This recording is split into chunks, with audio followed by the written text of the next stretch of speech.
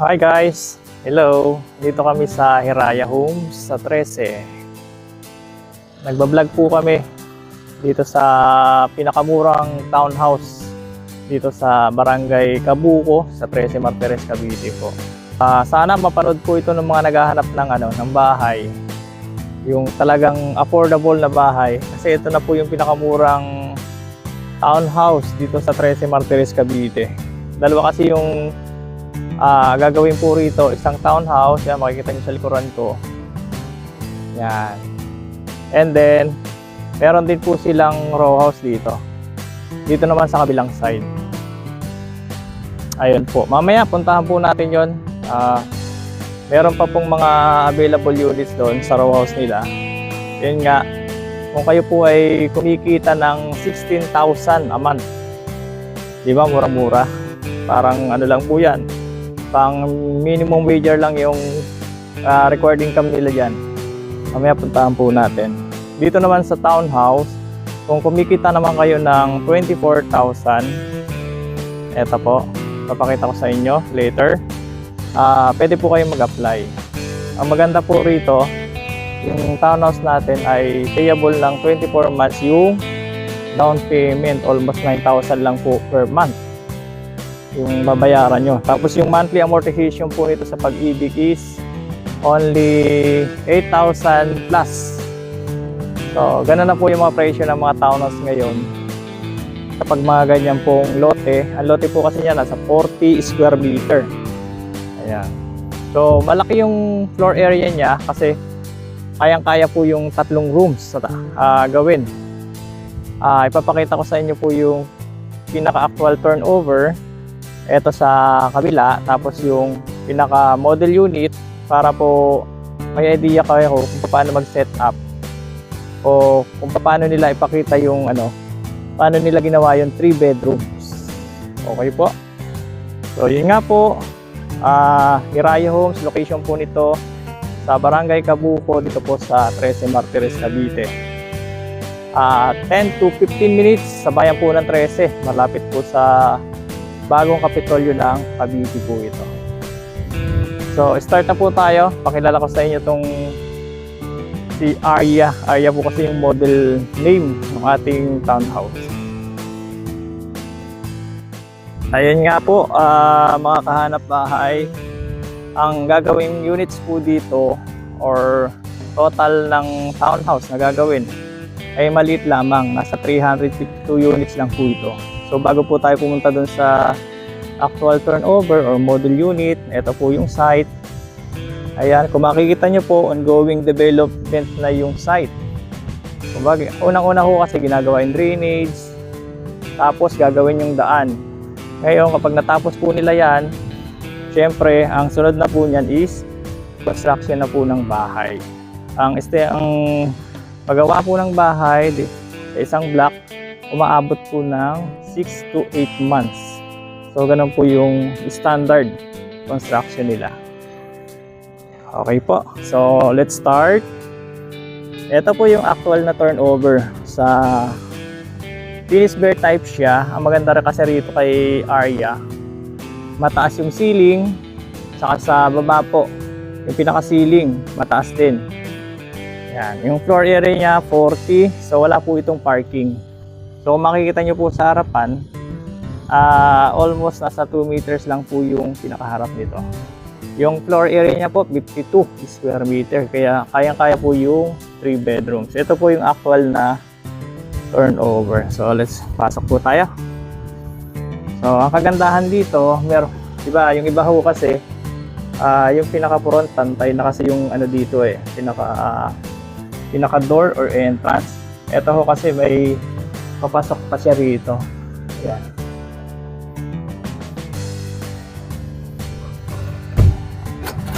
Ayaw mabuksan.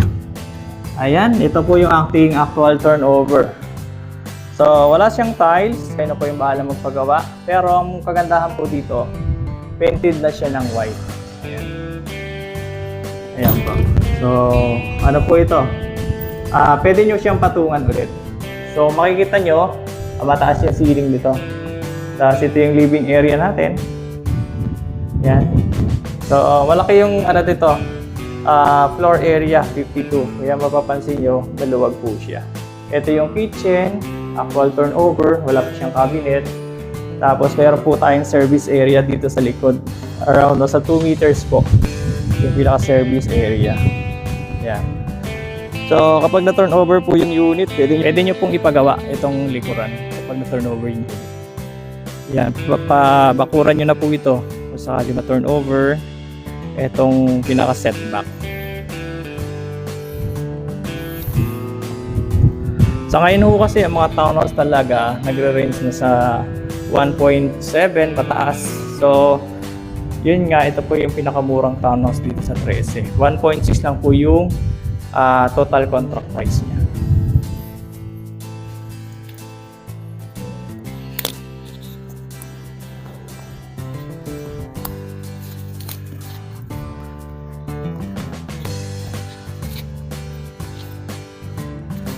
Tanggal yung mic. So, yan, natanggal yung mic ko. Then, toilet and bath po. Ito. Open natin. Naka-half tiles na po yan. Yan. So, kung ano po yung nakikita nyo sa video, yan na po yung actual na turnover natin. May shower. So, medyo pahaba po kasi yung CR niya. Kaya, ano siya. Pag inayos nyo, separate po yung pinaka-shower niya dito. So, ito naman po tayo sa taas. Ayan, yung hagdan natin, tubular po. Ang kagandahan po dito pala, isa pa. So, pagpasok nyo kasi rito, meron pa kayong space dito sa gilid. Yung iba ho kasi nating subdivision, pagpasok nyo, hagdan agad. So, ito po, hindi. Meron pa po kayong space dito. Tara, sa taas. Ito naman po yung second floor natin. So, mapapansin nyo, as in open pa lang siya. Wala siyang rooms. So, dito sa likuran nyo po, ayan, may dalawang bintana po dyan na malalaki. So, mataas yung ceiling. May dalawang bintana din po sa harap. Ayan. So, 52 square meter nga po yung floor area. Kaya pa makikita nyo po, malawak talaga siya. So, wala pa siyang kesame. Kayo na po yung bahala magpalagay. Okay po. Ngayon naman, doon naman po tayo sa model unit, kung paano po nila ginawa itong sinet up nila yung bahay para may idea po kayo. Dito naman po tayo sa pinaka dress up model para may idea po kayo. Actually, corner lot siya. So makikita nyo po, nilagyan siya ng fence, meron na siyang bakod para may idea lang po kayo. So kapag inner, eto po, ayan. Ganyan po yung itsura ng harapan kapag inner. Kapag corner lot naman po, ganito. So, depende po sa design na gagawin nyo. Ito naman po ay idea lang. Yan. So, nilagyan na siya ng bakod doon, paikot. Hanggang doon po sa likod. Yan. Tara, pasok po tayo sa loob. Mabilisan lang para may idea lang po kayo. Yan. Ganito po yung setup ng ating model unit. So, napakaganda po niya, di ba? Mataas yung ceiling. Dito po siya naglagay ng pinaka-living area. Kung makikita nyo po, malaki yung supang nilagay, pero still, maluwag pa rin po yung living area niya.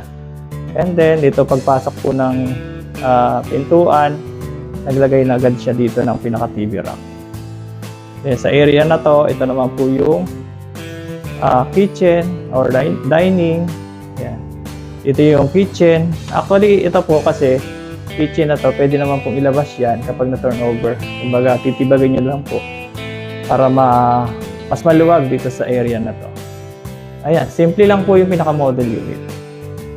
Toilet and bath, so nilagyan nyo lang ng pinaka-cortina dito. Pero yung turnover po niyan, katulad po ng pinakita ko sa inyo kanina. Ayan. Ayan, sabi ko nga po kanina, meron pang space dito sa gilid. So maluwag pa siya dito. Just in case, pwede pa kami maglagay ng small na sofa dito. Ayan, yung hagdan naman, nilagay na ng cover dito po. Para syempre, pag akyat po,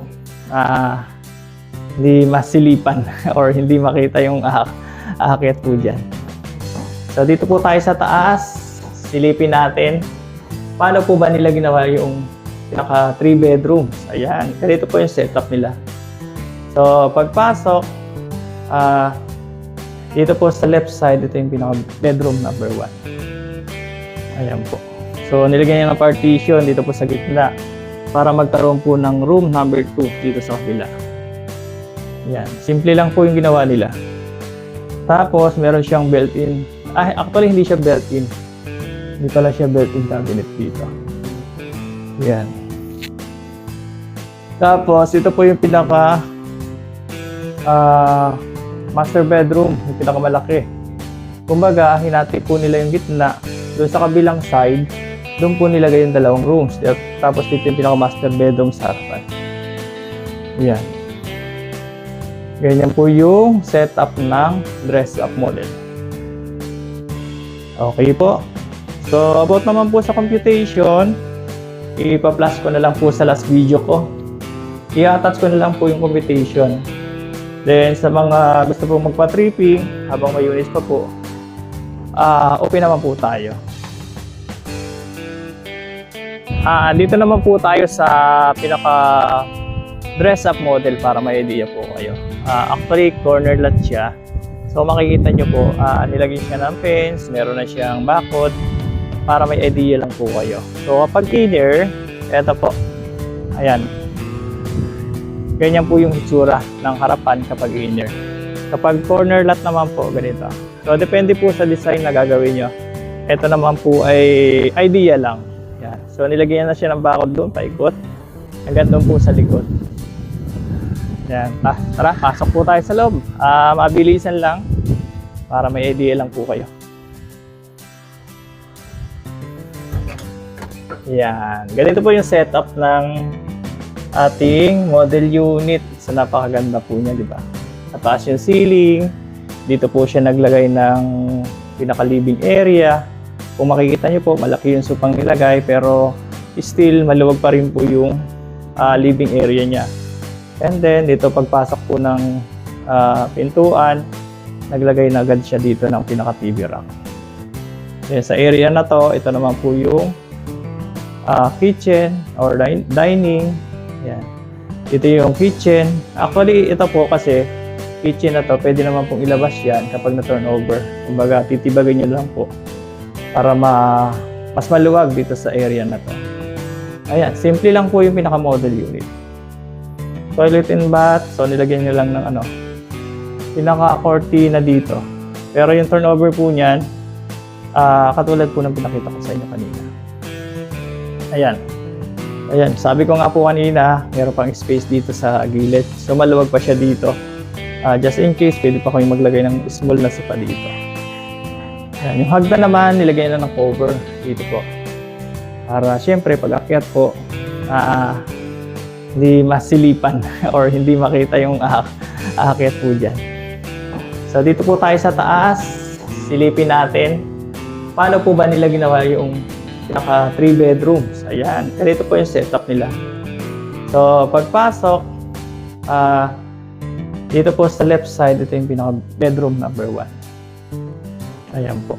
So nilagyan niya ng partition dito po sa gitna para magkaroon po ng room number 2 dito sa kabila. Yan, simple lang po yung ginawa nila. Tapos meron siyang built-in. Actually hindi siya built-in. Hindi pala siya built-in cabinet dito. Yan. Tapos ito po yung pinaka master bedroom, yung pinakamalaki. Kumbaga, hinati po nila yung gitna. Doon sa kabilang side, doon po nilagay yung dalawang rooms. Tapos dito yung pinaka-master bedroom sa harapan. Yan. Ganyan po yung setup ng dress-up model. Okay po. So, about naman po sa computation, ipa-plus ko na lang po sa last video ko. I-attach ko na lang po yung computation. Then, sa mga gusto po magpa-tripping, habang may units pa po, open naman po tayo. So, yun lang po yung ating vlog dito sa Hiraya Homes. Yun nga po dito po sa Barangay Cabuco, sa Tres Martires, Cavite.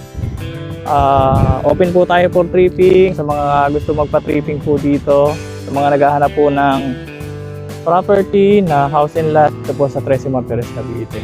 So next video ko po, i-vlog ko rin po yung pinaka row house nila.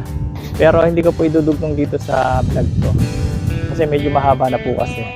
So abangan nyo na lang po yon, yung row house sa aking next vlog. Yun lang po. Thank you po and God bless sa ating lahat. Paki-subscribe niyo po ako sa aking YouTube channel para lagi po kayong updated. Thank you and God bless.